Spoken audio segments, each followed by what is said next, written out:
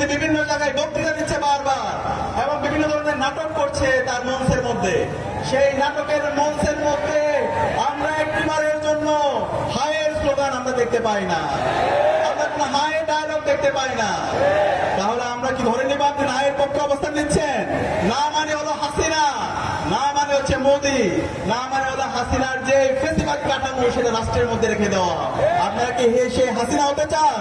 তাহলে বলে দিন। তাহলে আমরা হাসিনাকে যেভাবে ডিল করেছি, হাসিনাকে যেভাবে লাঠি দিয়ে ভারতে পাঠিয়ে দিছি, ঠিক সেভাবে আমরা আপনার সাথে ডিল করবো। সুতরাং আপনার অবস্থান পরিষ্কার করেন, এখনো সময় আছে।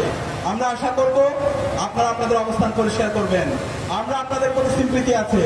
আমরা জানি এই বাংলাদেশে শহীদ জিয়ার অনেক অবদান আছে, বেগম খালেদা জিয়ার অবদান আছে, কিন্তু আজকে যে বিএনপি দেখতে পাচ্ছি সেই বিএনপি বেগম খালেদা জিয়া এবং শহীদ জিয়ার আদর্শ ধারণ করে না।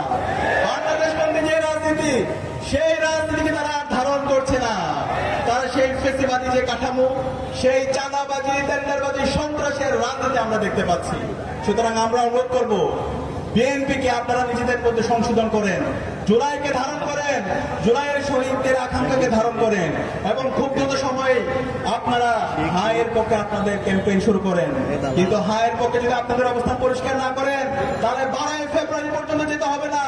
তার আগে বাংলাদেশের মুক্তিকামী ছাত্র জনতা আপনাদের বিরুদ্ধে গণরায় দিয়ে দিবে।